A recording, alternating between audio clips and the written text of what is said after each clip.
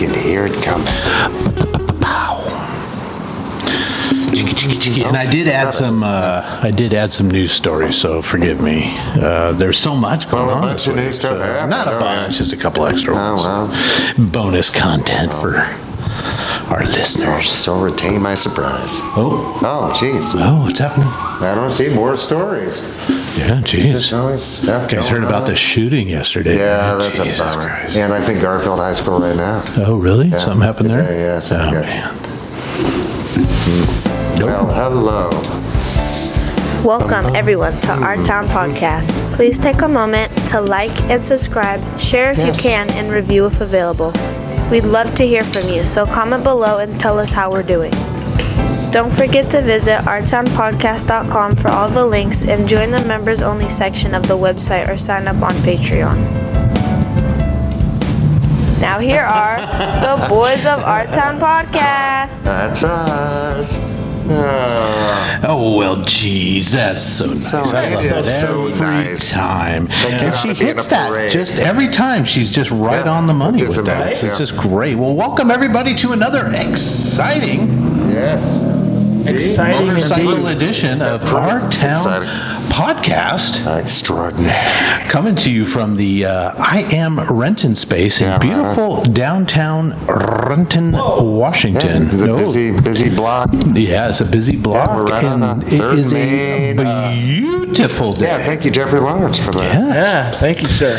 And if you get a chance, today would be a great day to go have dinner down at the Whistle Stop Ale House and have it on the patio. Yes. Oh, my gosh. Oh, it's perfect. So good. Boys, tonight's safe word is Pluto platter. Pluto platter. Yes. I'll give you one guess each on what a Pluto platter is. Naomi. She's the best. Get out She's the one that did the bomb dance, right? Oh, sure. Yes. No, and she does better nails, and she's the real deal. What are the boys talking about? Gong Show. Gong Show. Which I think we finally nailed down a date for 2024. Oh, yeah. Yes. Which is going to be like September 14th. So keep that in mind. And Delancey's on Thursday. That's like a week away down the street. That's a week away from my 53rd birthday. Holy crap, we'll have to have, party hats and stuff. And so. Pluto platter, boys, what do you think it is? So that's an actual word. It was It's what Mickey Mouse has when the dog has pissed him off for the last time. Oh my gosh. Not a bad guess, Todd. No, that's Mike, what about you? Pluto platter. I think it's just a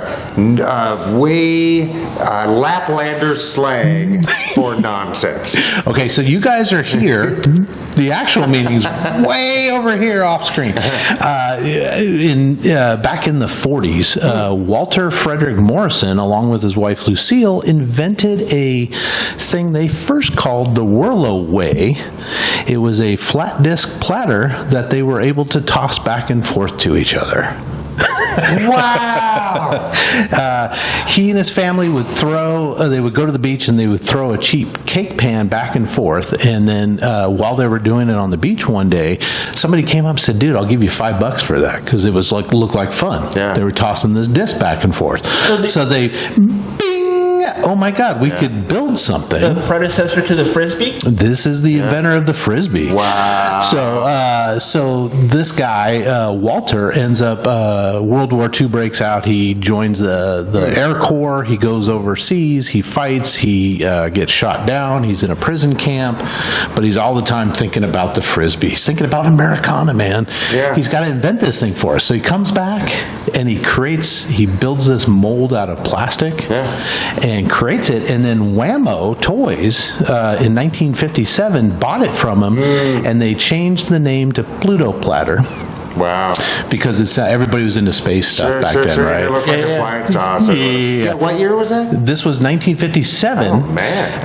But they changed the name to Frisbee soon after because college kids in the East Coast that were playing with these everywhere, and they named it a Frisbee. Let's go play Frisbee. Let's throw the Frisbee. Let's do the Frisbee. So they were like, oh, well, people know it. Naturally, so they took that name. So the original guy who went to war War, etc. He's the guy who bought it for $5. No.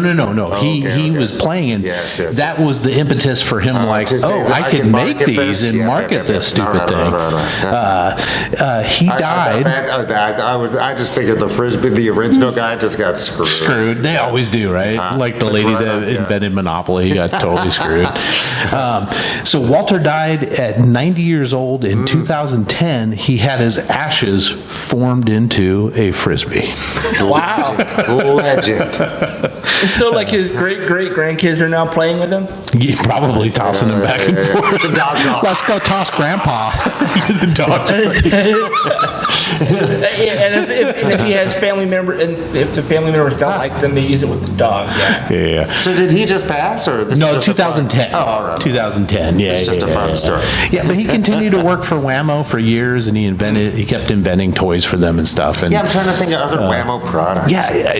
Slip and slide. Nothing hit like geez, the but- frisbee yeah, though, Slip that and he Slide invented. did all right. Yeah.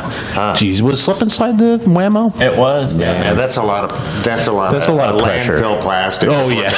We had the. My dad always had Visqueen on hand. What's he doing? I was gonna say we had the cheap. I don't know where they found it, like a tarp or something. It's like, just pour water on this.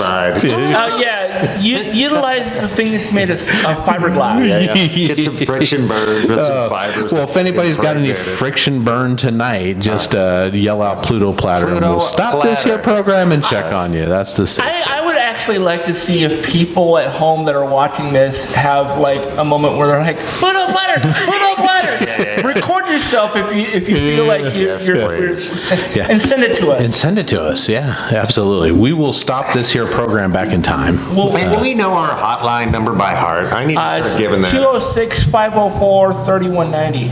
206-504-3190. Yep. Nice. Yeah, and we list that every week on the Facebook. Facebooks, On the Instagrams. Yeah, no, call us. Yeah, but call us, man. I don't know. Have you got any calls? I haven't gotten any. Some of my favorite things are crank calls. If somebody crank calls us, I'll be delighted. Or you can go to the website, and there is an email there. We get a few advice it's a thing. questions from there. So, send it in. We'd love to hear from you. Always love to hear from you. Yeah, no voicemails. No, come on. Well, people. no, that attitude. or Come on, text. people. 206-504-3190. Operators are not Yes. standing by. It is a voicemail only number. So. Nice. Yeah, what does that? Does that scare people off? What is your voicemail? What's It your just says, "Hey, what's your thanks for." outpoint? Here I can play it for you. Hold on. Thanks for calling. Thanks for calling. You're going to be all right. Now Everything's do gonna be something funny. Do that funny thing. What's going on? God damn it. No, it's all right. Holy crap. That's okay, Todd. All right. We got a ton of headlines, going on boy. in This has this been a world here, crazy people? world. And as you can see, it's a nice day It here really in is. Renton. Dudes around down south, California, Nevada, heat bubble. Oh, didn't know that. They're talking like 120 degrees in Death Valley, which will be the hottest place on earth, they think, on that particular time in that day. Jeez, bummer. Which is just crazy. New Delhi was just 126. Oh, day. shit. Yeah, which is Damn. not a good place for that. Yeah, and then back east in New York, have you heard about this? The Joro spiders, right? Have you seen the pictures of them? What? They're like black spiders with bright orange splashes on them. Their friggin' legs are like 4 inches long. And they are venomous, but they're not deadly. Sure. The one thing about these guys is that they do something called balloon flight. So they will jump out of a bush and spread their web in enough areas like a where they kind of parachute down on top of you. I will not. I've seen videos of that. That's in Australia, right? In New York State. I'm never going to New York. I found. Here's the outgoing message for the voicemail line. So if you guys want to hear this. We got planes coming. Podcast voicemail line. I'm sorry, what? I Message. think we got to. Let me try this again. Maybe turn the volume up. Hey, you've reached the podcast voicemail line. Please leave a message or send a text, and we'll respond on the next episode. Yeah, that's it. See, That works. That's friendly enough. Do we got airplane husks coming? Let's take the husks.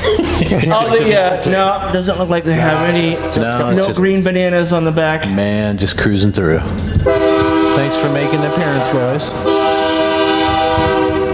We appreciate you. Yeah, Thank you for your service.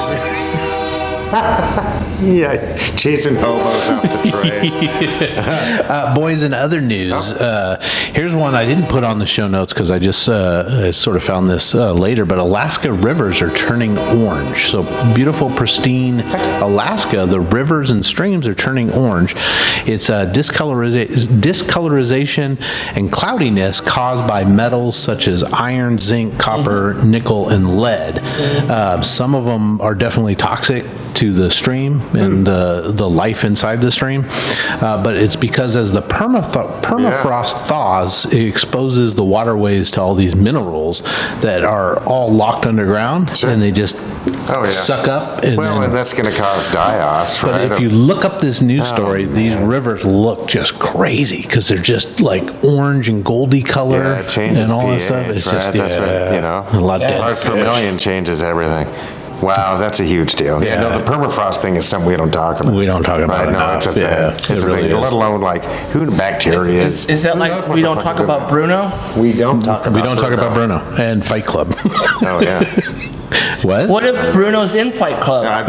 Doubly don't talk about it. Here's a good news story for all of us older guys that are missing teeth, and I think all of us are missing teeth at this point. I think you still have all your teeth. Well, I've got a couple of pieces back here. Okay. Japanese researchers are moving forward with an experimental drug that is supposed to regrow human teeth. Shit you not. I was like, what? This can't be a real thing. Human trials are expected to begin this September. From a drug? It's supposed to, like, I think... This is how we get Doomsday, folks. That's how you This is how we get Doomsday from Superman.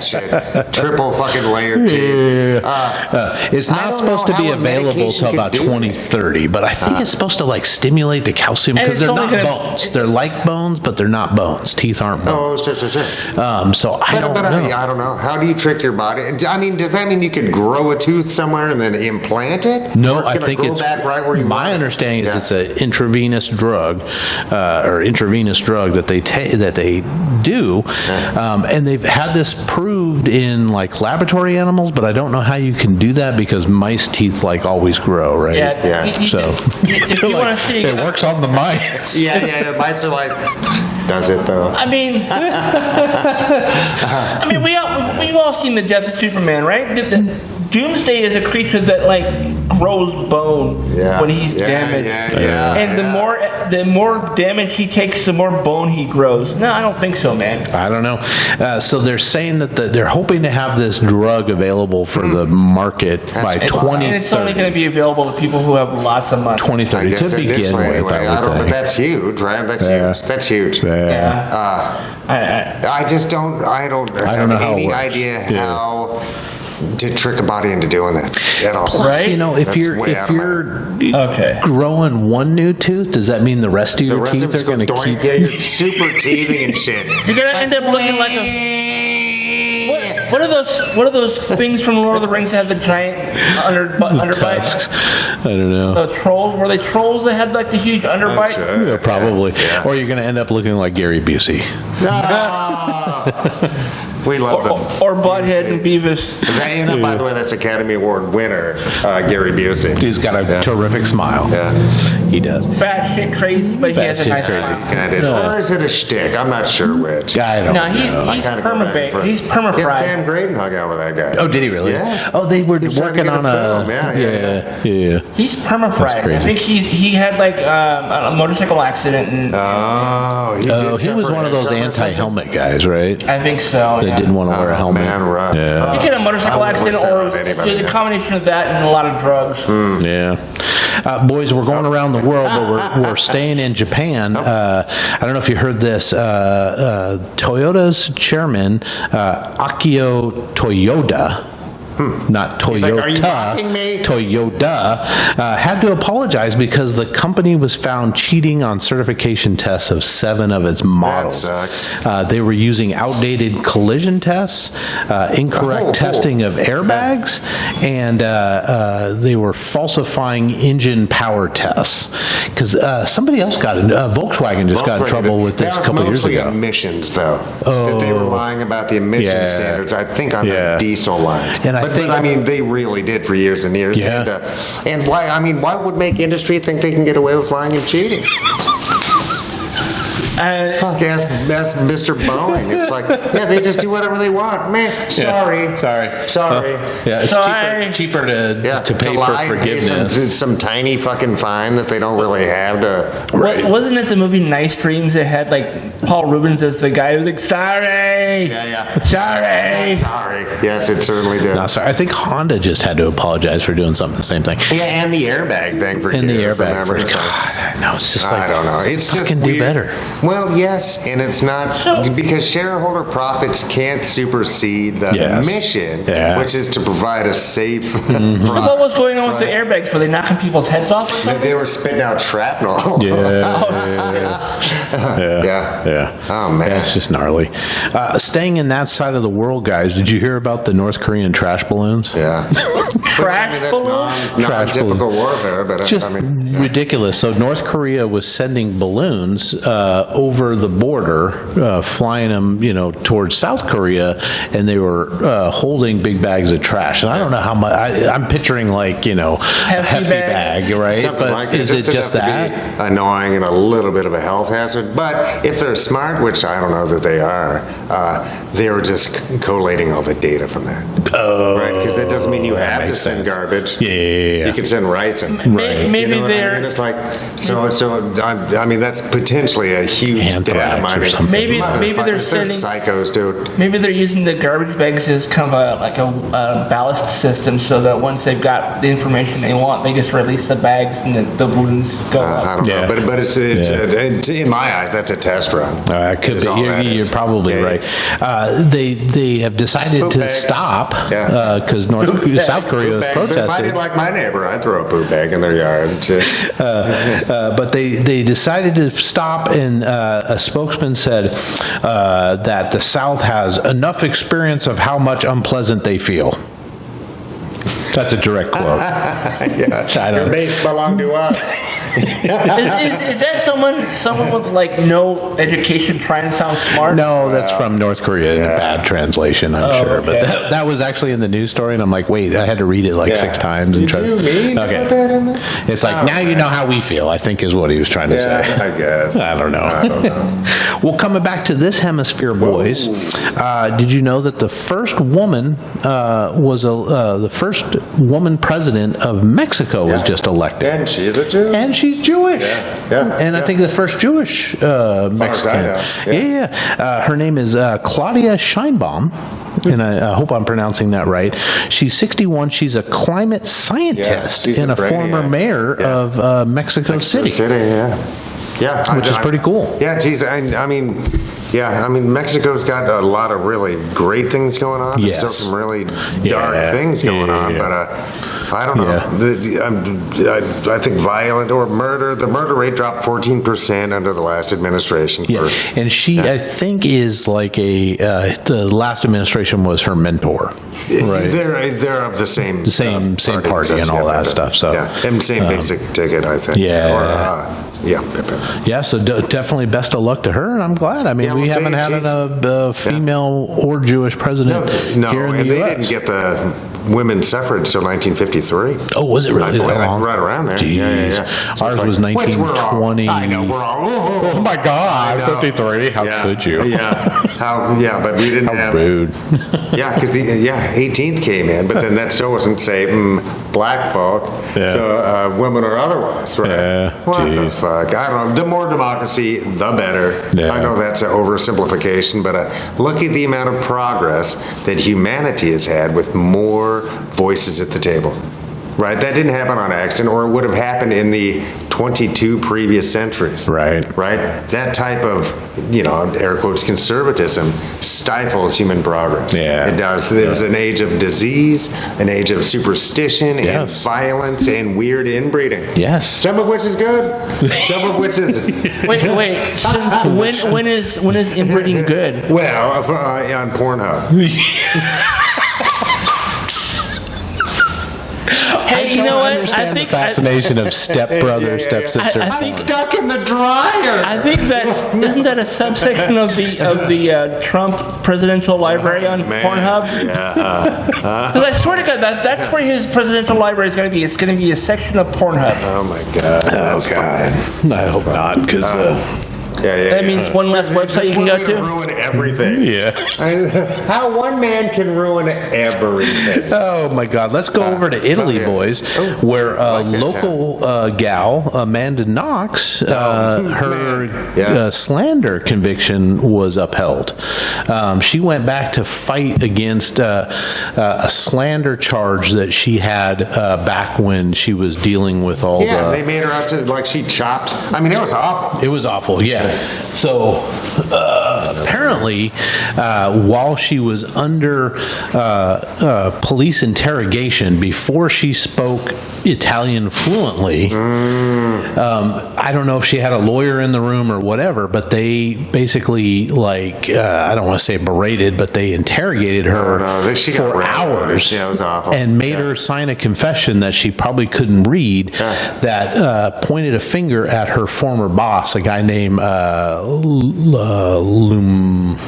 Lumumba, I think, that she worked with this guy and said that he had something to do with the murder of her roommate. Yeah. So this guy's like, what the fuck, you know? And which was like a grisly murder. It was awful. Yes, and they had the guy. Yeah. They got the guy. Yeah. I read the book called The Monster of Florence, which is a really interesting book about all these murders that took place in and around the area that Amanda Knox was back in the 60s and 70s. And it really showed sort of the ineptitude of the, I don't know, is it the gendarme or whatever, the police. And there's a couple different levels of police there. There's one group of police, and then there's another group of police, and I kind of equate it to King County sheriffs and local cops or state troopers, and they didn't work together well, and some of them went off on crazy tangents, and then but I really feel like she was railroaded, especially after reading that book and seeing what they're capable of or not capable of. Oh yeah, and I don't think she's that type of. I mean, anybody's capable of murder, but that was a weird thing. Oh, just this out of ritualistic. It was really weird. Gross. So they upheld the slander charge. She doesn't have to do any jail time because they said it's time served. She already spent 4 years in an Italian prison and all that stuff. Yeah. Man. So fighting against all this crap until she was finally exonerated. I mean, that's a nightmare. That's a nightmare. Yeah. So but I mean, the other thing is she's got to relive this all the time, and this is her life now, right? Did she come? Oh yeah. She's back in the States, and she lives close by. Her and her husband, I think, have a podcast, and they've got kids and stuff, and they're trying to hang on. She's written a couple of books and all kinds of stuff. What a nightmare. Yeah. Bummer. Yeah, so going from Italy back to this hemisphere again, we're just world traveling, boys. In Brazil, they have the most expensive cow in the world, like the single most one cow, most expensive in the world. It's worth $4 million, this cow. Why? Why? It's called Viatina 19. It's a massive Snow White camera. They have security cameras on it. They have an armed guard. It has its own private vet that doesn't do anything but take care of this one cow. It's like living in the luxury. But she comes. Can play piano. It's a concert pianist. No, it's because people want to eat that cow. So it's got really good genetics. It comes from years years and years of breeding this thing. That's a cow or a bull? It's a cow. Oh. And what it is just a really big, meaty cow. Okay, so it's bigger. So the thought is that we are spending too much time deforesting Brazil and the rainforest to make more room for more and more cows. They're trying to breed one big-ass cow that might take the place of 3 or 4 so you get, small. You get more bang for your buck. I hate to say that because, you know. But, well, I mean, that's what we're talking about. They're going to use it to make steaks and whatnot. Yeah. So this cow, people are willing to pay like hundreds of thousands of dollars to harvest a bunch of eggs so that they can bring it back and you don't know how many eggs? Oh, we got dual or triple cops coming. Oh, jeez. I hope everybody's okay. Be safe out there, boys and girls. Men and women. Yes. Bathing them. So just crazy. One cow, $4 million. And you know somebody's just itching to fucking dive into that. Because that's also, I know with like horses and such, it's breeding. It's the breeding. Yeah. So I imagine this is kind of similar. These are cows that are not going to be made into like Big Macs and quarter pounders. Well, it's offspring. Not yet. It's offspring. Well, but can you imagine if if triple the mass, just like I'm sure they have throughout time, just through the cows that we're harvesting, air quotes, today are not the same ones. Because they didn't, cows like that exist today don't exist in nature, right? It's like we've kind of monkeyed with them a little bit, you know. Can you imagine though if like McDonald's or some other fast food place bought like some of those cattle and started making their own and then also started to like increase the price of whatever burgers they're making? Yeah. The what's the cow's name? The Viatina 19 Big Mac. I know, right? Yeah. Jeez, massive. I mean, we and gotta, it's like instead of we gotta feed people. Right? It's like, but what's the most efficient way to do it? It's thinly sliced steaks. Yeah. And I will say this: cow production. Cow harvesting, cow breeding, all that stuff was one of the reasons I stopped eating beef, because it is the second most the industry itself, it's the second most contributor to the depletion of the ozone, right after cars. So cars is up here and cows is down here. The more we ate cows, the less they like ruin the atmosphere with their. They gotta keep making more. Keep making more, and the more people there are in the world, and the more deforestation and the nitrogen runoff, all that stuff. There's a lot of cost to it, right? But I don't know. That's something that we as a species, just like, I think about a lot. We gotta figure out what direction we're going to go, what boxes we need to check off for humanity to survive and thrive on this planet, right? Because there's not all options are really available. You just like to think that they are, because shit's not actually limitless. Who knew? Have you tried any of those Impossible or near? I have. All the time. No, I eat at Morningstar Farms probably 3-4 days a week. The veggie burgers or the? I get the spicy black bean burgers. Oh, those are good. And then I dump like half a bottle of that Cholula. I made the mistake of trying to microwave one of those Morningstar cheese burgers. It became like spongy. Yeah. It was like. But you wouldn't. It was like. I mean, I don't microwave a beef patty either, just because it's an insult to the beef. I was hungry. I didn't want to spend the 20 minutes to cook it on a griddle. Yeah. But it ended up turning into like a giant sponge, and it was gross. And I was like, I'm never doing that again. No, there's specific ways to do it in a microwave, because my kid grew up with it. This is why I have a forming grill now, because nice. If you're gonna make burgers of any kind, whether it be like real beef or like and from frozen, they go from frozen to cooked. Forming grills are great. I just got one at St. Vincent de Paul. It was a nice big one too, and you can put like I think 4 patties on there, and I got them for like $6. Nice. Can't argue with that. I had to order on Amazon a replacement tray for the collecting of the juices and the oils and whatnot. That costs more than the grill itself. Yeah. Nice. I just put my roommate's washcloth underneath. You mean your mom? Yeah. I wish. Oh my God. Oh man. Well, boys, from Brazil back to the other hemisphere, and specifically the UK, where police said on Tuesday they found another baby abandoned in a park area. And get this is the third baby that matches DNA to 2 other abandoned babies. Oh, that's so depressing. the same set of parents have abandoned a baby over the course of. It's in a park area. I so could they tell want you. somebody to find it, but Yeah. Geez, that's how you make supervillains. 2017, 2019, and January of this year. So the same parents are pumping out babies and then just leaving them in the park. Don't they like leave them at fire stations like we do here in the States? I don't know. I mean, you would think you can. Is that actually even a thing anymore, or people just don't drop them off at the hospital instead? 2 girls and a boy, all related. DNA testing. The baby is named Baby Elsa by hospital staff. Shows she has a brother, Baby Harry, and sister, Baby Roman, who were found in the same area in similar circumstances. So, like, Jeez, that's sad. swaddled in a few blankets, but just left out in fucking January. In January. In the UK? God, that's... in East London. Jeez. And so you know it's got to be one of the saddest things I've ever in my life. That would be like leaving a baby at the I'm park. mostly just mad that I didn't know you could do that. I'm pretty sure you can't, or you shouldn't. You can't do that. You can't do that. But imagine somebody's desperation to push them to do that. I don't mean to be funny. Well, no, I do mean to be funny because it's horrific. That's when you say things like, there are contraceptives out there that prevent you from getting pregnant, not right? for long, man. Just wait till the American Taliban's going to get rid of that next, dude. You'll see.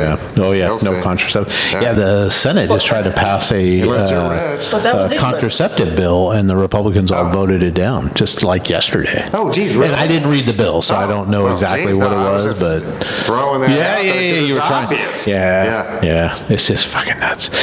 Speaking of crazy English stuff, Mike mentioned this before the show, but Terry Gilliam is creating a new movie with Johnny Depp, Jeff Bridges, Adam Driver, and Jason Momoa. Titled The Carnival at the End of Days.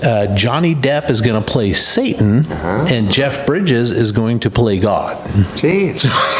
I couldn't think of anybody better except for... It will be very funny for those who like to be offended. Jeez, that was a direct quote from Gilliam. He's terribly capable. He makes a good film. I mean, if it wasn't for Gilliam, we wouldn't have South Park, honestly. I mean, because in their earlier stuff, they cited Monty Python, but specifically Gilliam, because he did the animation for Flying Circus. And just is kind of absurdist. Right. He's great. I mean, all the time. He's also, are you kidding me? He's also doing a remake of Time Bandits, too. They're working on that. It's a series. It's a TV series. I think it's going to be on Apple TV. Do we know, is he involved with that? Yeah. Okay. Nice. Yeah. I just watched Time Bandits like a couple months ago. Brazil, right? In Brazil. I haven't seen Brazil from like, I don't know, maybe in the 90s.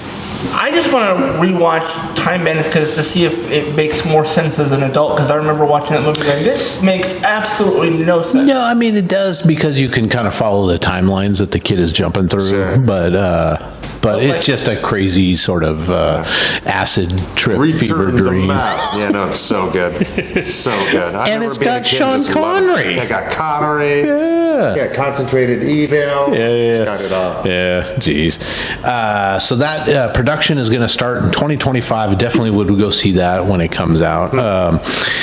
Boys, I read, because they're creating a new Predator movie, that there are plans to make a sequel to Prey. And that was the one set in 1600s. Oh, yeah. With the native. It's on Hulu. If you haven't seen it, it's really good. Yeah, and the rumor is that Amber Midthunder, who plays the main character actor is going to reprise her role. So that's really cool. Yeah. So she was a Comanche warrior in that in a group of Comanches there. But yeah, it's in early development. Or whatever. They did have like a bunch of French trappers with ball and powder rifles, because I think it's like early 1700s. Yeah. Todd, does that sound about right? It's been about a year and a half since I've seen it. But all I remember is that she was because she's a woman and she wanted to be a warrior, and they wouldn't let her. Because she was kind of a tomboy, I guess is the right word for it. But she was probably a better hunter than most of the boys. She was absolutely better than all the other guys, but because sexism. Yeah. She's like, you're supposed to be washing our rawhide, clothes and picking berries and take care of the kids in the village. Yeah. And she's like, fucking, she's got a cool dog. Right. There's a cool dog. Yeah, check it out, Mike. I need to rewatch it. It's probably my favorite Predator movie of all time. But now you can get like Disney Plus and Hulu for like $9 a month. No, it's I'm paying like $15 just for Disney. It's $20 for both. Oh, okay. And I only know that because I have it. So. Okay. And Todd, you got to help me out with this one, because I just saw something and I don't know if it's real or not. Teenage Mutant Ninja Turtles: The Last Ronin. October 2025. And they're doing a movie? Nice. Did you hear about this? I have not, but then again, I haven't really been paying close attention. I just saw that they were going to do this, and I was like, holy crap. In the comics, it's I think 3 of the 4 turtles have all passed away or died of old age or something. And there's only one of them left, and he is the last Ronin. Okay, Splinter's probably long gone. Oh, long gone, yeah. Okay. I think even... I think April's still around, but yeah, the 3 of the 4, and I don't remember which one of the turtles is the last Ronin, but I want to say it's probably Mikey, but I'm not entirely sure. Huh. Yeah, so there apparently supposedly the movie October 25. Is it animated or? It didn't look animated from the poster, but it was just a very cool poster. Side pose of the turtle. He looked older. He looked a bit disheveled, and it just said "The Last Ronin" on the bottom. The cover of the comic, it just shows like a turtle with a full gray beard. It's just fucking like the look of "Don't fuck with me. I'm not having a good day." And I haven't read the whole thing, but the bits that I saw were pretty awesome. Okay, yeah. So hopefully, I have been getting a bunch of feeds that people are, because you get a lot of graphic designers on Facebook and stuff, and they'll create these fake movie posters. Yeah. And you're like, oh, wait a minute, is that? Oh, you fucker, that's not a real thing. I know. YouTube is the worst for this, because someone will create a fan-made trailer. And it won't say fan-made trailer in the description, and you watch the trailer and it's clips of other fucking movies. Yes. I'm like, if I hadn't been like a movie guy who likes all those types of things, I would have never known that those were from other fake movies. Bullshit, yeah. And I'm like, and I'm always one of the first people to say, fan-made trailer doesn't count, period. So, yeah. Holy moly. Wow. I think the one that I saw that I wish this was real was somebody, about 5-10 years ago, somebody made a fan-made trailer for Mask, Mobile Armored Strike Command, which was a cartoon in the 80s, where they were like... I don't even want to say they were like special ops. They weren't like military, but they were like a private organization. They were like, and they had vehicles that would change from like a normal like car to like a plane and other types of things like that. And so when I saw the trailer, I was like, oh, this looks like it's going to be awesome. And then after I was reading through the comments, I was like, oh, not real. Not real. Man. Bummer. Well, this is very real. Russia has declared war on, quote, mediocre actor George Clooney. Oh, God. Why not Tom Cruise, man? Well, so Clooney and his wife, I can't remember her name, Mala... something. I can't. They have a foundation. It's called the Clooney Foundation for Justice.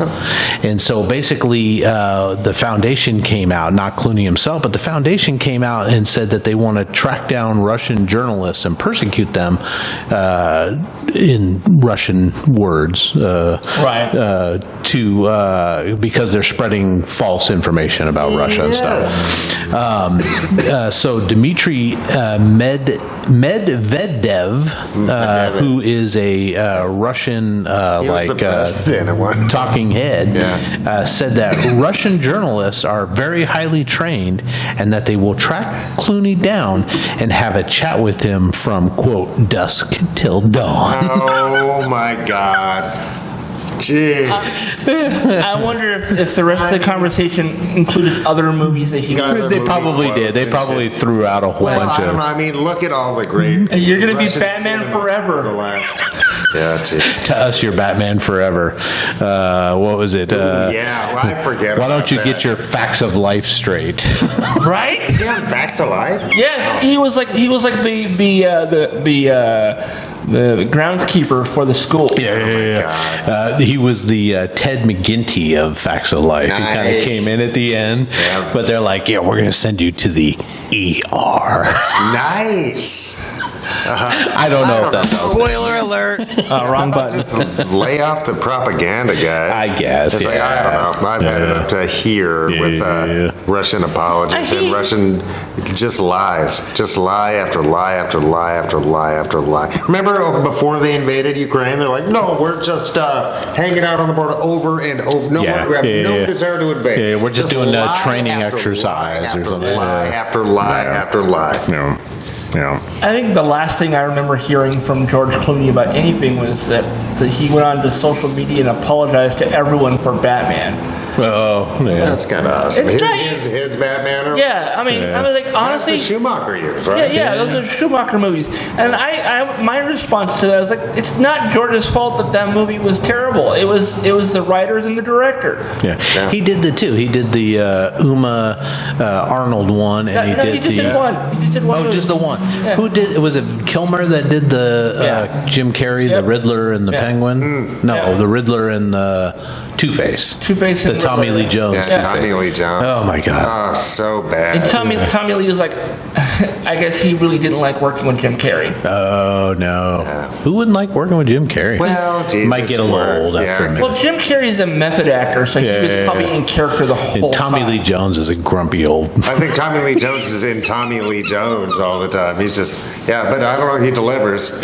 No Country for Old Men is beautiful. Oh, beautiful. Oh, fuck. Tommy Lee Jones was Al Gore's roommate in college. What? Did you know that? No, I did not. Yeah, Tommy Lee Jones and Al Whenever Gore. I see a young Tommy Lee Jones, I just don't believe it. It's like, I feel like he's always been old. It's like, he's like Ernest Borgnine. Yeah. He was 50 at 25. Yeah. But it was, I think it was Men in Black 3 was the one that had Josh Brolin play a young version of Tommy Lee. Oh. And he fucking nailed it. Yeah, okay. That makes sense. Yeah, they kind of have that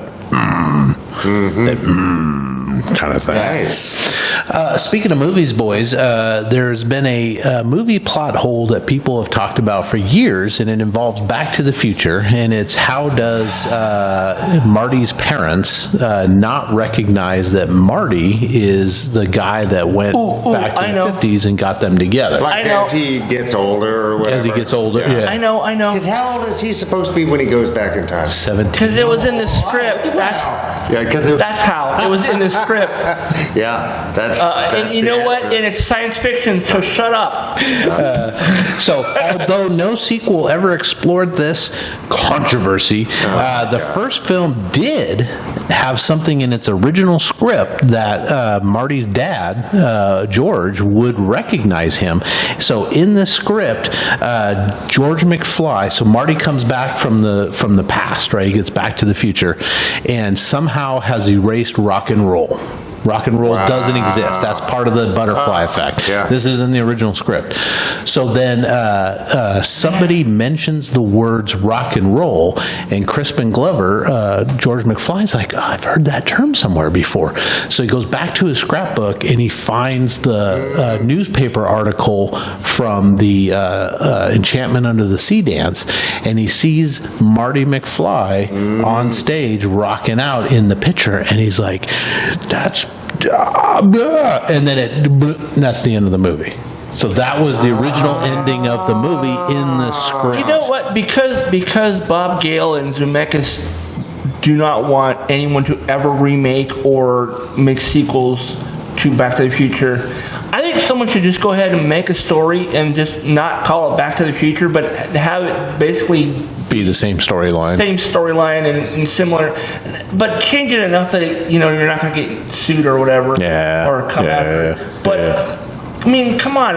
Why wouldn't we get more movies of that? I don't know. I'm always a good movie. Let's make more. But the sequels are usually always kind of dumb. But another thing that they had in the script was that in the future, after Marty comes back, George is still a good person. Right, he's punched Biff out. He's still a good person, but instead of becoming a science fiction writer and becoming successful at work and stuff, because he knocks Biff out, he becomes a world champion boxer and fights in like Madison Square Garden and stuff. So he's the middleweight champion of the world. Good job, Chris. And you know what? They should just call this new movie not Back to the Future. Just so there's no misconceptions or misunderstandings. It's not Back to the Future. Yeah. Well, speaking of rock and roll and wanting to go back to the future and afford ticket prices and stuff like that, because we talked about this, I think, on the last show about Ticketmaster and Live Nation have a series of tour cancellations and changes show a very big post-pandemic cooling of shows. J-Lo just recently canceled her whole planned tour. Really? Yeah, she basically, the first few concert dates did not sell very well. But she was trying to do the thing. She just made like 9 movies in a row. I know. Maybe she's kind of saturated. Maybe. And she just came out with a new album too. I couldn't tell you anything about it.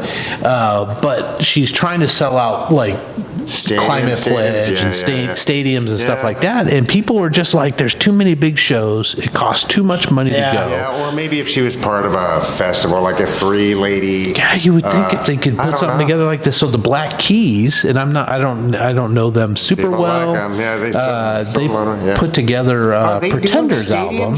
Well, they were trying to do stadium shows, and I think again they weren't selling, so they said, you know what, scrap this stadium idea. Let's play smaller venues. Yeah. Right. Let's actually sell out a smaller venue rather than trying to sell. I don't see any shame in such a thing. No. Hey, as long as the ticket prices are appropriate for smaller venues, I'm down for that. I don't see that happening. I think they're going to be like, we'll go to a smaller venue, but we'll still charge $200. Yeah. Fuck you, man. But I don't know, because some of that, because the Ticketmaster and is it Live Nation? Is under trouble because I think they're the ones who kind of are raking us over the coals in that sense. Right? They're like $3 billion profit or something venue, but it's still our venue, so we're going to keep it in this window of pricing or something. I don't know. So they did interview 5 metal bands for $15. I know. And I think the only way I would be able to afford to see a show is going to bands that no one knows, or to like a tribute band at the casino. Anyway. It really is. Yeah, so they did interview a young person, and she's like 22 or something like that, and she's like, I can maybe budget 2, maybe 3 shows a year. There's far too many of these plus $500 VIP tickets that they try to sell, so and then you get in there and it's the secondary market, so it's like we just can't afford it. It's too much money. Fair enough. It's plus not like the old days. So expensive and food's expensive. Parking. That's that's another thing. Like, going to a show, you have to figure out, is it going to cost me to park near the venue, or can I take the light rail? Can I take a bus? Or because I mean, going to like the White River Amphitheater, they charge for parking, don't they? I don't know. I bet you they do. No. I think it depends. Not if you park on campus. I think if it depends on the show, because last time I went, we did have to pay for parking. But it was, I think that place is relatively affordable, I think. Well, it depends on the act. There's it just also depends on the You're show. not taking the bus out there. Yeah. Right? You have to drive or get dropped. I mean, even if you did take the bus out there, you're still walking quarter of a mile from the entrance of the place to where you're going to be it's deep. It is. Well, I like it, though. I've seen some good shows out there. I went to Pee in the Grass last year with my buddy Adam, and that was the first time I've been there in probably a decade. So, I mean... It is. It's deep. We did Soundgarden and Nine Inch Nails when they toured together. What? This got to be 2000. God, I don't even remember. Bailey and I went. So when they're playing, is it just Reznor, or does he have a backing band? Oh, He's got a band. Oh, yeah. And they actually had a pretty cool... So Soundgarden opened that particular show, and I don't know if they did a switch off or if Nine Inch was the headline or whatever, but they did this cool thing where real minimalist stage setup. They would project lights so it would catch the musician, and it would do a giant shadow on a big white screen. Yeah. And that was the whole kind of shtick of the thing. And they would bring out different, like, so I think Trent came out first, and he was just solo on the stage. I don't know if the other musicians were playing, but they would have him projected, and he would do some certain movements and stuff. Videos of Nine Inch Nails performances, and he's been doing that a long time. Yeah, it was cool. It was cool. Yeah, and Soundgarden was great. Yeah, come on. Yeah. Well, speaking of concerts and stuff, and we talked about this lady either last week or the week before, but Madonna is getting sued yet again. Remember last time she was getting sued because of the false advertising on she was starting the show super late. Yeah. Well, now people are suing her, and I've known about Madonna for 40 years. 35 Since years. 8th grade, I think. 7th or 8th grade. People are suing because they said she was deceptively and purposely marketing her celebration tour. She said they subjected her fans to pornography without warning because they had topless dancers on the stage. And I'm like, it's fucking Madonna. It's Madonna. And it's our boobs pornography. I don't think so. I guess that's just nipples at that point, right? Yeah. I mean, if you cover the nipples, it's not pornography, probably right? it's in Florida. Well, I mean, but you're going to a Madonna show and you don't... There's a certain expectation. Right. Yeah. I would think. Are these people new? I don't know. Do they not know who she is? I don't know, but if you're paying, whatever, $300 a ticket or $400... But maybe it's all ages and they're mad that their kids saw boobs Why or would something. they have... I don't know. That wouldn't be an all-ages show if she's showing, I don't know. And it could be what Mike was talking, or somebody was talking about, is just they're showing the nipple rather than, like, if they had the X on the nipple or whatever. That's typically where the line gets drawn, right? Yeah. Which is what the... Was it Newsweek or Time Magazine that showed a picture and they had all these nipples, right, on the screen, or on the front page of their magazine? But it's like Was it 3D? No, but how do you know it's a man? How do you know it's a woman? It's a fucking nipple. Oh, it's so dumb. It's so dumb. But I really and I thought that was brilliant. I like the Janet Jackson. I just got all tingly. All of a sudden it's cold in here. Look how red he's turning. Oh my God, he's bright red. I got all tingly on that. Skateboards, I can't remember. Oh, fuck, I can't remember who it was. But it was that photo of Janet, but it's him peeking around the side. As opposed to the Powell Peralta skeleton. Timberlake? Was it Timberlake? No, because he was the one that was in the Super Bowl show. That's awesome. I remember that. That's awesome. Because the Attorney General of the United States at the time, and I can't believe I forgot his name, was a psychopath. Wardrobe malfunction. Oh yeah. So that was a huge fine for the network. That would have been Bush's guy, right? I can't remember his name. Yeah. I can't think of his name either, but I know who you're talking about. Yeah. I know exactly what you're talking about. Oh, man, good riddance. Speaking of the Bush years and conservatives, Rupert Murdoch, everybody's favorite Fox broadcasting, just like got married again. Yeah. Just married the ex-wife of an oligarch. Oh, are you serious? I didn't know she was the ex-wife. Dude, it's like... Oh, my God. Have you guys not seen the movie? No. It's like... Yes, so now she could be in charge of his huge media empire. Oh, my God, yeah. Yes, which I didn't realize that because she was listed as a 67-year-old retired molecular biologist. Yeah, and I'm sure she's had work done, but I mean, she looked great. Yeah, but, he's 93. I know, and I think his kid is in charge of his, propaganda empire now. Will he be? Or is it just now even more of a Russian mouthpiece? It's like, are you kidding me? Oh, I did not know that she was. Oh, yeah. I thought she, and I hate to say this because she's a molecular biologist, but she's an attractive woman. I thought she was just a trophy wife. I didn't realize that. No, I think she's going to rule the roost. Oh, my gosh. Yeah. Oh, my goodness. Well, what do you do, man? But that's Wall Street Journal, that's Fox, and all that nonsense. Oh, man. It's like, which, I don't know, never should have existed in the first place. Jesus. Boy, and speaking of conservatives and never should have existed, did you hear the Trump comments on, this is my only Trump story of the day, about rising sea levels when he was getting interviewed? No. He said he supports rising sea levels due to global warming because it, quote, basically means you have a little more beachfront property.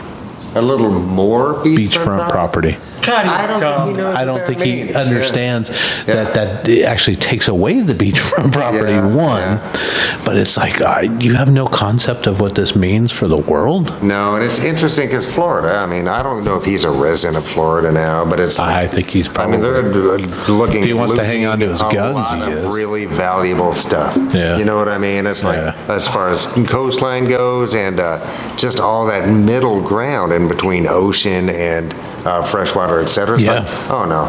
And all the shrimping beds and all that. Yeah. You know, because the construction industry, etc., and real estate have really kept the Florida economy afloat. Yeah. It really has. And a bunch of the southern states right now, right? Because a lot of people with money are moving down there because you get more bang for the buck. Etc. But and it's temperate. I mean, but without the socialism of our insurance, right? Every time there's a storm or a flood or fuck this, that, or the other, and I'm looking at you boys, we're paying for that. Yeah. That's our tax dollars going. Yeah, because private industry, and that's how you know global warming's real. Yeah. It's because they run the numbers. Right. And they're like, we're not insuring. We're not insuring nothing. Nuts. Hey, look, it's a teenage Mike and Charles. Oh, Beavis and Butthead? Bicycles. Which one was Mike? The one with the hat. Yeah, no, I know that kid. That's Milo's kid. He goes to Lucky. Oh, yeah? Oh, nice. And finally, boys, in entertainment news, rest in peace, Eric Anderson died at 67 due to friggin' cancer. You will probably recognize his face. He played Rob on Friday the 13th, Part 4 with the young Corey Feldman. But he's been in a ton of movies and TV shows. So he's one of those guys that you don't know his name, but you're like, oh, I remember that guy from whatever show, whatever movie, whatever. So when I saw him, I was like, oh, man, I know that guy. A villain or I think a decent guy. He played Felicity's dad, I think, on the show Felicity. Yeah, that dude. Oh, yeah. Yeah, but then I was like, I know him from somewhere else, and it was the Friday the 13th. He played the lead in that movie where he meets a young Corey Feldman and all that stuff. Is that on which one is that? Number 4. Right. Yeah. Jeez, I don't know if I ever saw number 4. Yeah. I remember the 3 in 3D, though. Yeah. Just like Jaws 3 in 3D. Jaws 3 in 3D. I did see that in theater. Oh, yeah. I saw that in theater and Friday the 13th 3. Nice. With the glasses. Oh, yeah. Nice. The red and blue glasses. And, like, I don't know if it worked well for you guys, but I always thought the 3D glasses weren't that great. No, they never worked super. I'm trying to think of the last thing I saw in 3D. In 3D, yeah. The last I feel like it hasn't been that long.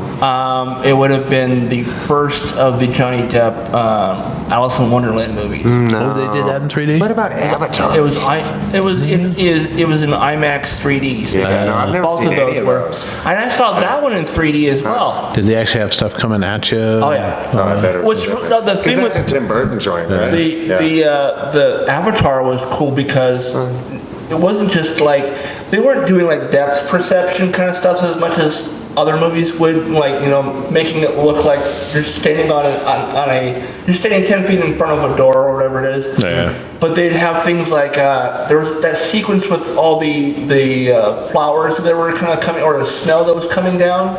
Yeah, I've never It was seen all around you. I mean, it looked like the whole room was filling up with these things. Can we just acknowledge the greatest 3D film of all time, Captain EO? Yes. Never saw it. What? Yeah, no, it must be on I don't know. YouTube or something, but on 3D. But no, it is insane because it's George Lucas, Jim Henson, right? And Michael Jackson. And Michael Jackson, all squeezed into one fever dream. Just like put into a tube of toothpaste and that's bonkers, splat right at you. And don't forget Disney, guys. Yeah, that's right. Yeah, just towards the end of its run, I think. Yeah. I never saw it. I mean, I only went to Disneyland for the first time like 3 years ago. So. Yeah, I And think Mary ended up getting the pin, the Captain EO. Did you really? Yeah, it was really neat. Nice. Yeah. I think I saw it back in 1990, went to Disney World on my honeymoon. Oh, shucks. From one of my ex-wives. But yeah, that would have been when it wasn't 89. It might have been 90, 91. But yeah, Captain EO. Yeah. Nice. Boys, it is the first show of the month, and we do like to talk about new movies coming out this month. Are you game? Are you game? Are you game? Do it. First one I got, it comes out 6/5. I don't even know what date it is. Yesterday. Is that yesterday? Okay, so it came out yesterday or a few days ago. For you guys, it's a movie called Under Paris. It comes out on Netflix. It's Sophie, a brilliant scientist, comes to know that a large shark is swimming deep in the river. Because that's the River Seine, right? Yeah. I would think so. It's like a French Megalodon, Jaws, or Sharknado. When a river's got salt water. Fucking sharks, man. They just get a bad rap because we make so many movies about them. I mean, it's Jaws on a river. and with the French. And he's just looking for a baguette. Word of advice, never get out of the boat. Yeah, no, that's pretty good. Keep your hands inside the boat at all times. Boys, Will Smith and Martin Lawrence. Was that? That's Frenchy. Yeah, that says that. Actually, it's very apropos. Yes, it is. Will Smith and Martin Lawrence are back as bad boys, ride or die.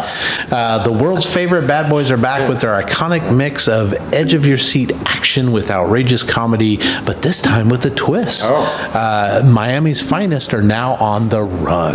So they're, I don't know, they're whatever. They're running away from Chris Rock, right? It could be. Nice. That comes out on 6/7 if anybody's interested. That's tomorrow. I remember seeing the first one and probably enjoying the I feel like, stuff, and that's not Michael Mann. Who's that? That's I have no idea. Yeah. All I know is I like the original one. I haven't seen the second one. Is this the fourth or the third? Oh, maybe this is the fourth, I think. Oh, no, I didn't see the second one. I haven't seen the third one. They definitely could be Michael Bay. I feel like they're Michael Bay. They're big and outrageous. Exploding. Yeah. And I mean, Martin Lawrence has made me laugh. Explosion. He really has. Martin Lawrence is a funny guy. Yeah. Especially Martin with the TV show. That was great. Martin. Oh my God, it was funny. Yeah. I didn't see the first one. I don't think I ever heard of the first one of this, but School of Magical Animals, sorry, get it right. 2 is coming out. The students of the School school of magical animals want to perform a musical for the school's anniversary. Will the rehearsals end in chaos, or will the class pull together? Well, I'm hoping for chaos. And what's up with the strange holes on the school grounds? With the help of their magical animals, the children learn what really matters: teamwork. Is this animated, do you know? I don't know. No idea. It sounds like a Disney Channel movie. It really does. It comes out on 6/7 in theaters, though, boys. One animated that I am wanting to see is Inside Out 2. Did you guys see Inside Out? I did. Yeah. Oh my God, so Such good. such a good movie. Tears, I saw that in tears theaters, of flowing. Bing bong, bing bong. Yeah. All new adventure inside the head of a now teenager Riley, so who it's may, yeah. who may or may not be feeling all kinds of new emotions. Oh. Yeah. Have you seen the trailer for it yet? No. One of the new ones is anxiety. So it's like this little Poor twitchy. kid. Yeah, teenage anxiety. That comes out on 6/14 in theaters, boys. Is that a Disney? No, that's a Pixar. Pixar, yeah. Oh, yes, Disney and Pixar. Yeah. A movie called Watchers follows Mina, a 28-year-old artist who gets stranded in an expansive, untouched forest in Western Ireland. When Mina finds shelter, she unknowingly becomes trapped alongside three strangers that are watched and stalked by a mysterious creature that comes at night. Jeez. I don't know. 6/14 on that one. Sounds maybe Galooly. yeah, It's a Galooly it's a after Galooly. Take you out at It's the a knees. Galooly with the shillelagh. This next one has Julia Louise-Dreyfus, fresh off her hit Seinfeld, a movie called Tuesday, where she plays a mother in a profoundly moving experience or performance by some critics, and her teenage daughter, who must confront death when it arrives in the form of an astonishing talking bird. Oh. So That's I have interesting. no idea. Comes out on 6/14, I think, limited in theaters, but Tuesday. And she's in the Marvel universe now, She too. is, yeah. She Yes, plays, because on Falcon and Winter Soldier. Yeah, I think she also makes an appearance in. Yes. She was in Echo or something. Yeah, One of them, yeah. And I want to What's say the she was name of on. her team is with U.S. Agent and I don't remember. It's not the Firecrackers, but the God. yeah. Yes, so close. Some the Island of Misfits toys or something, Misfit superheroes or something. Yeah, Cool. I thought she was also in the She-Hulk TV series as well. she was. Oh, maybe it was, yeah. Yeah. But yeah, she was on Veep. That was her show for years. And Yeah. she's Look at that! fine. You guys are all like staring. Oh, we got people out Oh, there. that dog. Oh, we just like dogs. Hi, doggo. Doggies. I'm liking, renting, feeling some life down here. Yeah, it's nice. Yeah, people going into the meat pie joint. Yes. Another movie coming out on 6/14 called Firebrand. This one follows the legendary Queen of England, Catherine Parr, and her quest to survive the perilous last months in the life of her ailing and abusive husband, Henry VIII. Oh, So we jeez. know what he does to women, right? On Henry VIII, The only recognizable actors that I knew from the credits were Jude Law and Sam Riley. Who's Sam Riley? He's been in a ton of stuff. Let me think of what you would remember him from, because I can see his face. Yeah, he's been. Yeah, but Jude Law's doing a lot of heels lately. Yes, so I he wonder what has. he's doing Yeah. Ah, Yeah. shucks. I don't know who's playing. I don't think he's playing Henry VIII, but that would be interesting. He's all. With him. That's 6/14 too. Also 6/14 is a movie called Bad Behavior. This one of my celebrity crushes, Jennifer Connelly, is in this. Film tells the story of Lucy, a former child actress who seeks enlightenment at a retreat led by a spiritual leader named Elon, while she also navigates the close yet turbulent relationship with her stunt performer daughter named Dylan. I didn't recognize any of the Ben Wishaw That's and interesting. Alice Yeah. Englert also star, but I like Jennifer Connelly a lot. she's an I think Oscar award winner Yeah, as well, oh yeah, right? big time. Yeah. Yeah. And she's super capable and very was elaborate. attractive. Very attractive. Yeah. Here's one I know Todd is just counting the days for. Comes out on 6/20 on Prime. Federer, 12 Final Days. It chronicles the final 12 days of Roger Federer's epic professional tennis career. Sounds like yeah, exactly. Federer. Federer always sounds like a verb to me. It sounds like something that's happening. Go Federer yourself. Isn't that what you call Kevin Federline? Oh, I don't know. Yeah. You know, Britney Spears' ex or whatever. Yeah, that one comes out 6/20. If you're a tennis fan, then you're probably going to want it. But I say Andre Agassi forever because he was married. McEnroe, man. McEnroe. Brooke Shields, yeah. McEnroe is another different, one. I guess because McEnroe was kind of early 80s. Yeah. He was like 90s. It's about that, give or take. Yeah. Towards the end of McEnroe's, and then I bet Federer's right at the end of Probably, I guess. I don't know. And I'm not really a tennis guy. I'm not either. Neither am I. Yeah. Boys, The Exorcism comes out on 6/21. This has got Russell Crowe in it. He plays a guy, Anthony Miller, who's a troubled actor who begins to unravel while shooting a supernatural horror film. So it's kind of a movie within a movie. His estranged daughter wonders if he's slipping back into his past addictions or if there's something more sinister at play. Sam Worthington also stars in this, which is kind of surprising. I mean, Crowe hasn't really made a good movie in a minute, right?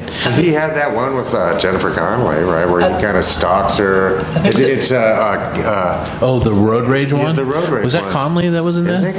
The last time I saw him in anything was Man of Steel. Oh, that's right. Yeah. He was doing he was doing his best Marlon Brando. Zor-El, Is he doing the new Gladiator? Do we know? Is he in that? I don't know. No idea. Which I know I'm in the minority with this. I didn't think that was a good movie. It had a few good scenes, but it got tiresome. And the way the film style was kind of metal. Yeah. It just, I don't know. It tripped me out. And I'm like, but it won all of the Oscars. So I'm like, well, what the fuck do I know? Yeah. I'm just I would have rather seen, I mean, some of the Gladiator stuff was cool action stuff, but I would have rather have seen like when they went to Gaul and they took out that trial. I'd love to see more of those battle scenes, right? That was cool. Isn't that the one that had Joaquin Phoenix and Brad Pitt? Brad Pitt wasn't in it, but the one dude died during the production of that. The older guy that was playing his mentor that had been around for years. Yeah, he's a British actor. Yeah, and I think they brought in a younger person and like did some digital stuff to his face to finish off a couple of scenes. Yeah, I don't remember. It was a huge deal. It was a huge deal. Is he involved with his same team to make the second one? I don't know. I know they're making another one, and I don't know how they can because everybody died at the end. Well, the Russell Crowe, Joaquin both died, so I don't know. Gladiator 2. Never saw it. Yeah, the Electric Boogaloo. Pre-electric Boogaloo. Yeah.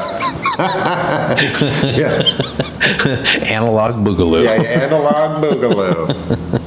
Oh man. Yeah, and I don't know. I mean, it's right. And why don't they have Greek accents? I don't know. Why do they always have British accents? It's like, this is like, I guess it's Rome, but but it wasn't. Crow would be Australian accent, but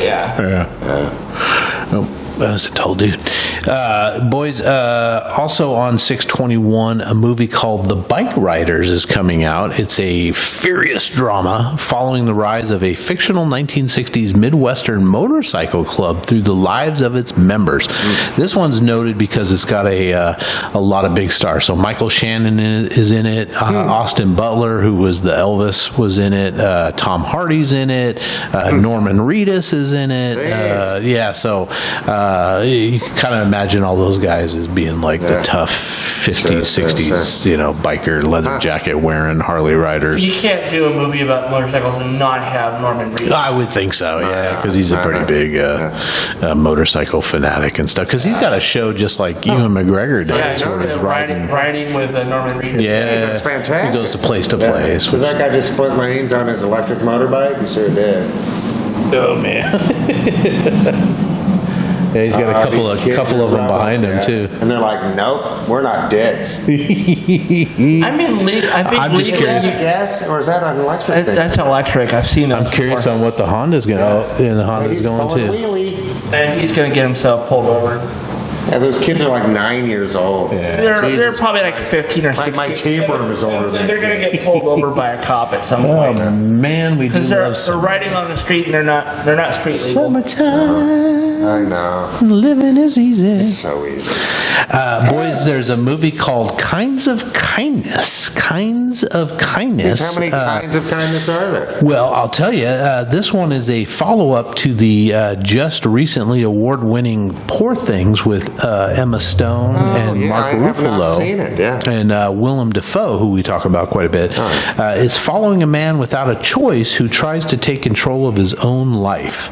Without choice, not a choice, but without choice. A policeman who is alarmed that his wife, who is missing at sea, has returned and seems a different person, and a woman determined to find a specific someone with a special ability who is destined to become a prodigious spiritual leader. I don't know, it's got Emma Stone, William Dafoe, Margaret Qualley, Jesse Plemons is in it, but it's the same director and everything as Poor Things. So in that same universe then or whatever? I don't know, same universe, but this is more of an anthology. I didn't see Poor Things, but Poor Things was interesting. It won a bunch of awards. Yeah, and I enjoyed it, but it was.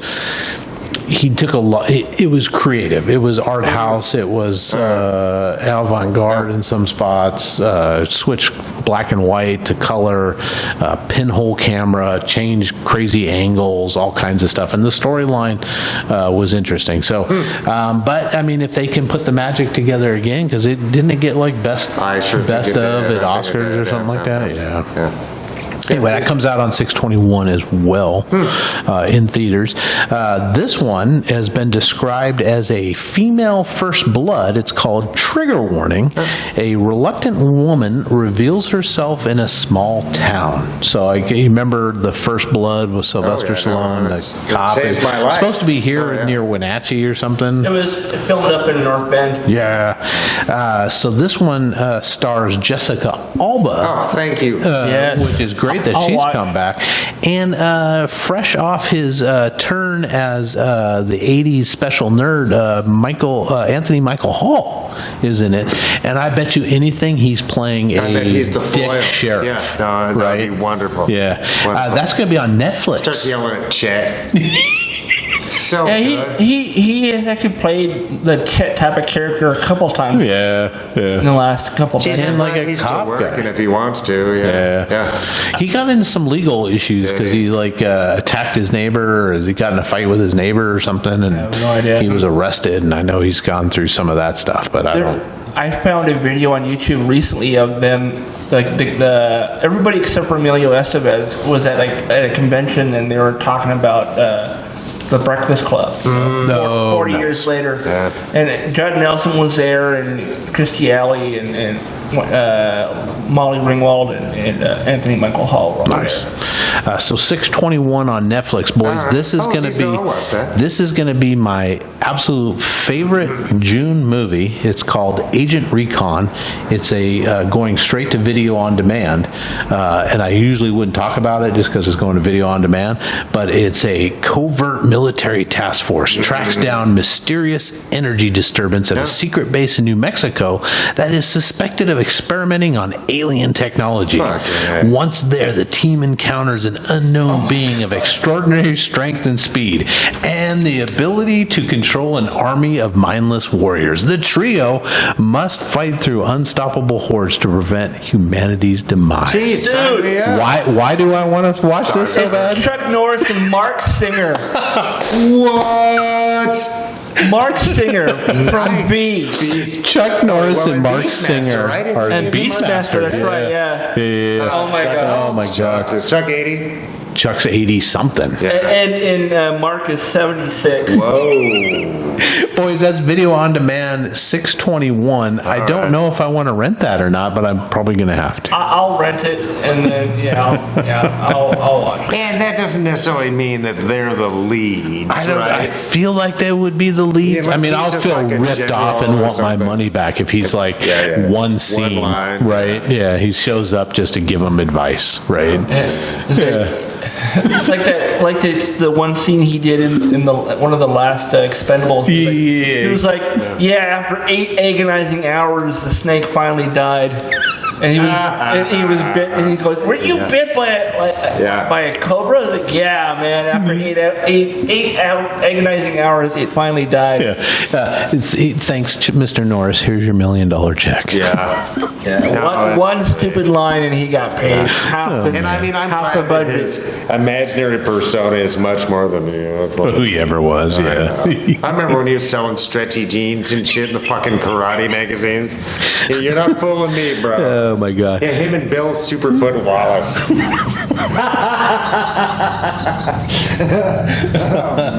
Oh man. Boys, another big production coming out to theaters is Quiet Place Day One. Don't know much about it other than I think it's a prequel of the Quiet Place series that shows like the very first day when the aliens come to Earth and cause whatever it is. They're kind of like the monsters in BPRD, like Hellboy, BPRD stuff. Yeah, a little bit. There's these things that live within the earth, and they look kind of weird, long-limbed like these guys. Yeah. So I haven't seen any of these. Are these John Krasinski films? I think he directs them. I think he directed. Yeah, And his that's wife neat. stars in both. Yeah, that's something. He's actually in it too. He's one of the. He's in the first one. I don't know if he's in the second I don't because think he makes dies it. in the Yeah, first I think- one. Okay. Spoiler alert. Spoiler alert. It was only 10 years ago or 12 years ago that those Yeah, I came haven't out. Has it really been that long? I don't know. But they're cool monsters, right? Yeah, they feed off of hearing, right? So that's how they track They you. They're track stuff, blind and yeah. everything else, so they can only hear. I don't know. I saw the trailer for it, and it was basically, there was like. It was, I don't know. It was. There was like a meteor shower or some weird shit like that. That brought him to Earth. Brought him to Earth, and then Is Emily Blunt in this one as well? Is it kind of I know it's with Peter and John Ningo. Oh, she's fantastic. Oh, I'm a huge fan. Yeah, She's great. Yeah. Oh, good on her. Boys, that comes out on 6/28. Also on 6/28 is Kevin Costner's big Wild West saga, Horizon, an American Saga. This chronicles a multifaceted 15-year span of pre- and post-Civil War expansion and settlement of the American West. Again, Sam Worthington is in this one, and Kevin Costner. I think Kevin Costner's son is making his debut. Who's Sam of Worthington? course. Wasn't he the guy from Avatar. Oh, yes. Yeah, yeah, Okay. I mean, Yes, that guy yes. shows up Sure. everywhere, Oh, yeah. right? I don't know. He's trying to make 4 of these in a row, and I think he mortgaged a bunch of his own property to get this thing made, and now he's trying to find financing for making the rest of the you never go series. full Coppola, He's trying to do a Kevin Smith thing where he's maxing out all his credit cards. I mean, God bless him for making Yeah, I mean, I hope it's good. I'm a big Western fan, so I'm hoping. And I don't know, he's done good work, Yeah, right? he does As far as pretty that good. goes. Until you get to his English accent, then it's No, all but I mean, down. like his Western. But his director Did stuff, he yeah. do? Is it Outer Range? What's the one with? No, that's Josh Brolin. Is Josh, I was going to talk about that today too. Yeah. Oh yeah, no, not the. What's the one where they're cattle guys? It's him and Yellowstone. Duvall. Yellowstone. Open Range. Open Range. Yeah, I don't know. Yeah. I think he might have directed that. Yeah, geez, because that's a good. That's a show. good movie. I really like yeah. that. That Yeah. and Dance with Wolves. Yeah. What other westerns did he do? The Postman. Oh my God. Waterworld. Waterworld. Holy shit. Is that a Western? So. I mean, Or a sea shanty. It's so bad. It's just. you know, the thing that Silverado. you know what's really great though is if you've never been to Universal Studios, you got to go to see the Waterworld stunt show. That was actually really cool. That they were jumping like CBs and stuff. They had like a jet skis or personal watercraft. I mean, no, these are legit like Sea-Doos or jet skis. Yeah, I know. That's brand name. But yeah, no, it's awesome. Nice. Coming out on 6/28 also is a movie called Daddy-O. It takes place in New York City. Starts in JFK Airport. A young woman who's played by Dakota Johnson jumps into the backseat of a yellow taxi. The cabbie throws the vehicle into drive as the two head out into the night towards Manhattan, striking up the most unexpected conversation, resulting in a single epic, remarkable journey. Sean Penn plays the cabbie. Jeez. So I haven't seen him acting in anything for a while, but yeah, I mean that's kind of I don't know. That's something. It's just dialogue. Yeah. I think it probably is dialogue. I mean, that's fine. That's great. During the pandemic, he and a bunch of other people did a Zoom reenactment of Fast Times at Ridgemont High. Nice. And he was Mr. Hand. Nice. Who played Spicoli? It was Shia LaBeouf, actually. No, geez. Nice. That was a perfect choice. Yeah, geez. 6/28 on that one. Boys, Family Affair to round out June here comes 6/28 on Netflix. It's a surprising romance, kicks off comic consequences for a young woman, her mother, and her movie star boss as they face the complications of love, sex, and identity. This one, it has Zac Efron and Nicole Kidman in it. Wow. And it's being accused of ripping off another recent Netflix show, The Plotline, but I don't remember the name of the other show, but I don't know. Zach is kind of everywhere. Yeah. He's days. And Nicole Kidman, talented person, so. Yeah. The last I saw her was in the Northman. No, the last thing I saw her was Aquaman. Both that's Aquaman. right. She was mom, right? Was that Nicole Kidman? Yeah. I get her and was she married? Was Nicole Kidman married to Tom Cruise? Yes. Okay. Yeah. Then, okay. Yeah. I guess. Yeah. So that's the same person. She's had some work done. I think so. Right. She looks different than she used to look. Yeah. She's just older, is what it is. Okay. I don't think she's had any work done. She's just, she's in her 60s, I think. Maybe a filler here, filler there. I don't know. Maybe. Talented, good-looking lady. Boys, sharing is caring. Nice. Do we have any fun stuff that you guys... I've got a few things to talk about. I mean, I just finished watching episode 3, season 4 of the show Evil. And I had to quickly find something else to watch before I go to sleep. Oh, wow. It was wow. See, that's why I'm not watching that show, guys. I knew it. Well, no, watch it, but I just, like I said, I have to watch a palate cleanser before I go to sleep. What's a palate, like SpongeBob or something? Yeah, No, just anything comedy related, or just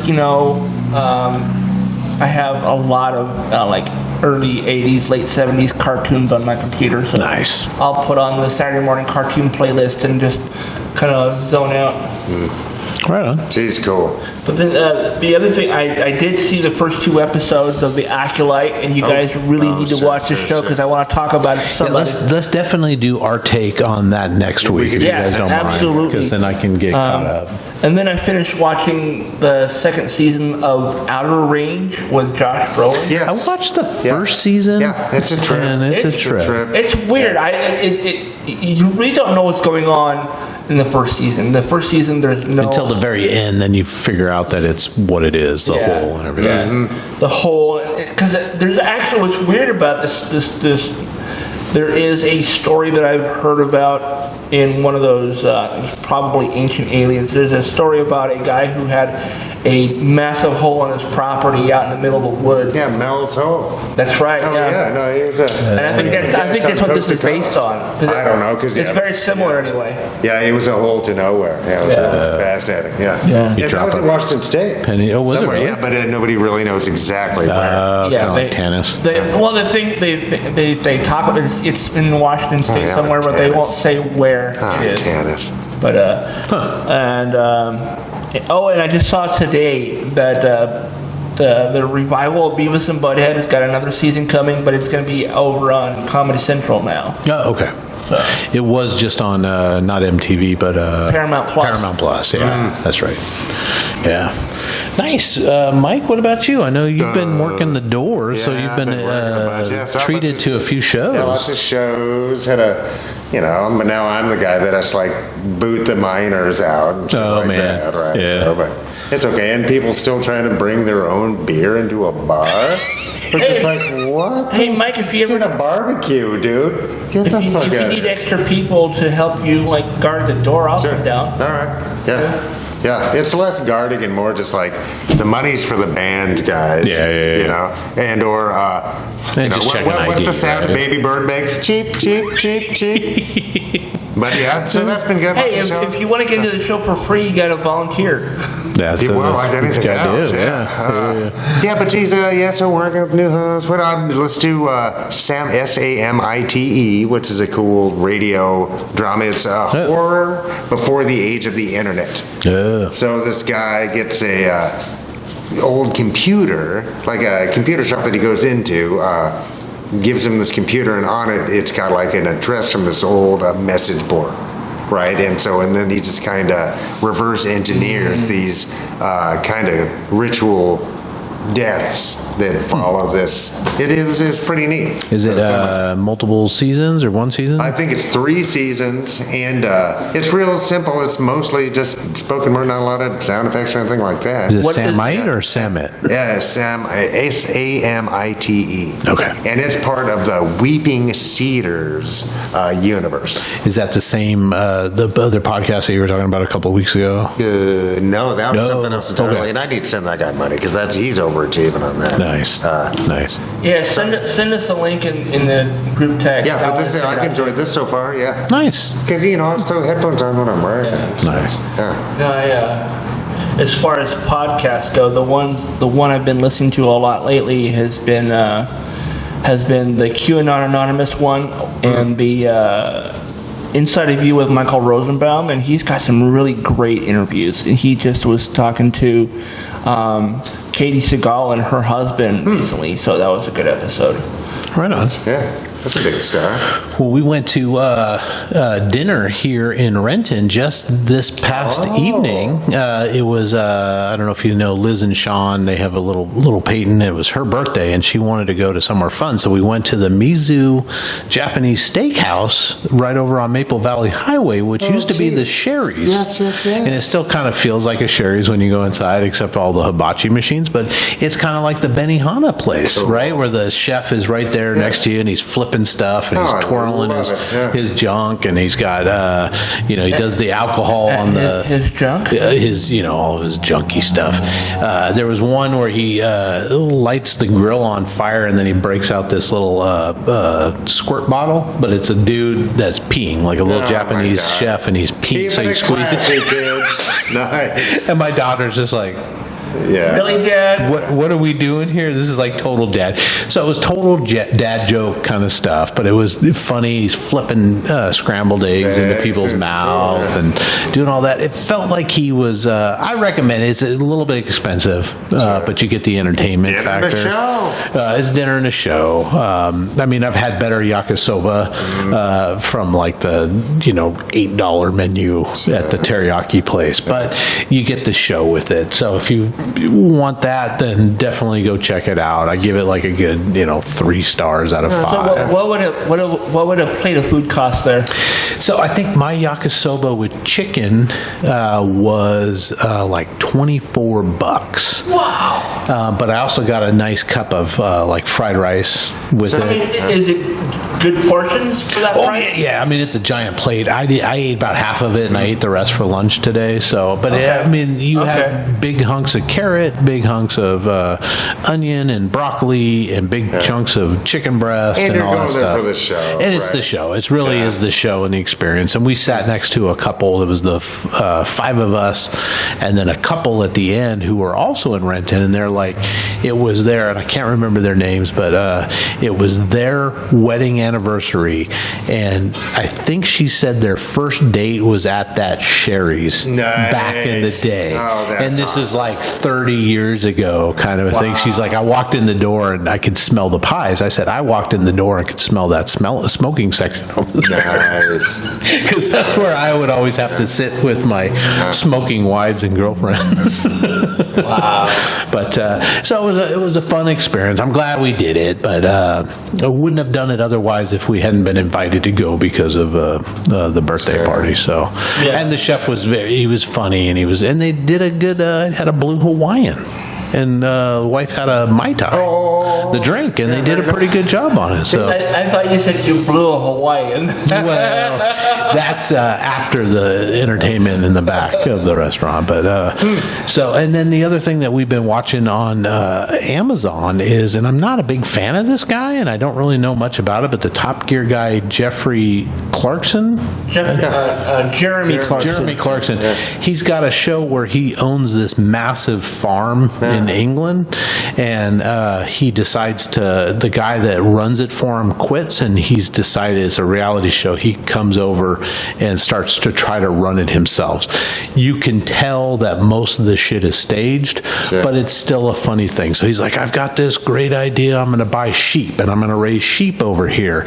But he doesn't understand the cost of everything. He's got one guy that's like his accountant that comes over, and he's like, I think he calls him like Charlie Chuckles or something like that, because he's always bad mood, because he's like, you realize that you spent trying to keep it up. Yeah, you realize you spent 10,000 pounds on these sheep, and then the cost of this, and you got to buy this, and so when you're done, you've actually spent like 25,000 pounds, and you realize you're going to make about 5,000 pounds. But it's for the future. But he's got one guy that lives in the town, and a young guy is like 21, and he's funny. He comes over and he makes fun of all of Clarkston's antics, and because the guy has no idea, like when he's plowing a field. Sure. I mean, there's fucking stuff you got to know. Yeah. Right? Yeah, it's not just jumps into it. You can't just jump in and start planting. I'm going to plant winter wheat, but you got to plan all this shit out. So I'm actually learning a bunch about farming that I wouldn't have known about otherwise. And where is it? He's somewhere in England, and I don't know. They talk about it a couple times. It's a nice, peaceful village, and he wants to build like a stand where he can sell all of his stuff. Like he grew like 50 tons of potatoes, right? Potatoes. And he's trying to say, he's like, where do I sell these things? And they start to rot. He's like, I got to. So he's trying to open up this stand, but it's just like raining all the time, so he can't get the construction done. He finally gets the stand open, and people flock to it because he's got millions of followers from Top Gear and stuff. He's like, okay, what did we make? He's like, well, we made like 200 pounds on today. And he's like, okay, well, we just need to sell another 40 tons.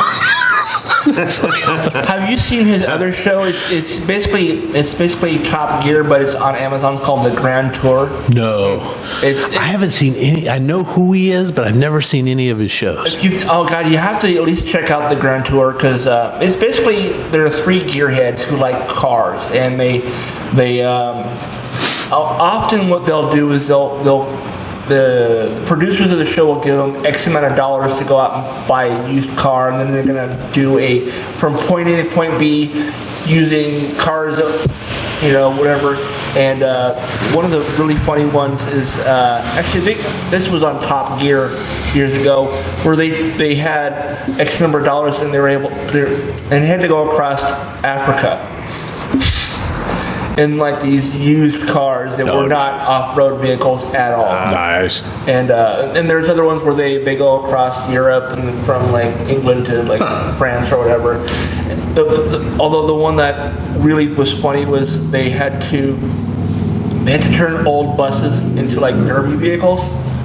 So they had full-size 35-foot long school buses.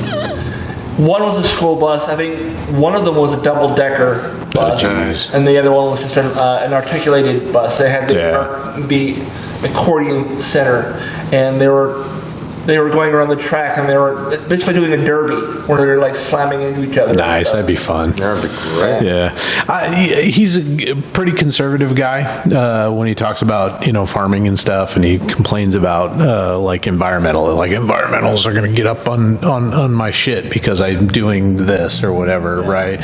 Which I don't mind. I mean, I'm not going to turn you off unless he's a big time Trump supporter or something. I don't think he's really conservative as much as he just likes to put on a show. There was a funny scene. So he's got the contractor out building this little storefront for him, and it's fucking just raining for days and days, and they kind of catalog and they show the days. It's like 6 weeks in a row of rain or something, and he's complaining about it, and the guy and his contractor's like, is this global warming? He's like, what, global warming? It's like, because you fuckers are driving around in these hot rods all the time killing the ozone. And then Clarkson's like, well, look at your big ass van. And the guy looks at him, he's like, it's electric. Nice. And he's driving a big fucking Land Rover and shit. And the first time I ever heard of a Tesla car was on Top Gear. And they were talking all kinds of shit about Elon Musk and his company. And I don't know that I'm going to become a big fan of a guy, but I'm like the sheep episode when they were birthing all the sheep. I learned a shit ton that I would have never guessed on raising in animal husbandry of sheep, right? So I think on Amazon there is a free streaming channel that is all Top Gear. It plays every version of Top Gear, including the American one. And the newer episodes have dude from Friends who played Joe. Oh yeah. Matt LeBlanc. Yeah, he became one of the hosts when the BBC fired Jeremy. The other two left because of solidarity and all that, and so they went to Amazon and started the Grand Tour, which is basically the same show. It's the same concept of show. There's a couple differences, because copyright and all that. But no, the show's entertaining to watch. There's always a lot of information about cars, and they get into the whole leaders and big, small blocks and all that stuff, and then they also have celebrity interviews with people who are also, as they say, petrol heads. Nice. Right on. Well, check it out. It's on Amazon. It's free, so go watch it if you got it. Boys, ending on something positive tonight. A quote from For Summertime by one of my favorite authors. And so with the sunshine and the great bursts of leaves growing on the trees, just as things grow in fast movies, I had that familiar conviction that life was beginning over again with the summer. And that is F. Scott Fitzgerald from The Great Gatsby. So stick around if you're a member. If you're not a member, what's wrong with you? Go to Patreon and sign up. Patreon is French for please give us some money, or go to the members only section of the Our Town podcast website, easy to find, and become a member, and you will get a bonus content tonight. Boys, what are we doing? Top 5 summer foods. Yes, top 5 summer foods. So stick around, go sign up right now so you can get this content, and we will love you forever and ever. Yes. And on that note, all right, good to go. Bye, guys. Bye. Please like, subscribe, comment, and share. And if you think this episode is worth $1 or $5, the boys would love to have it. Please go to ourtownpod.store for merch or to donate now. For less than a cup of coffee, you can also join the website in the member-only area for exclusive bonus content, blogs, and more. It's just $3 a month or $30 a year. Thank you for listening to this production of Our Town Podcast Extraordinaire.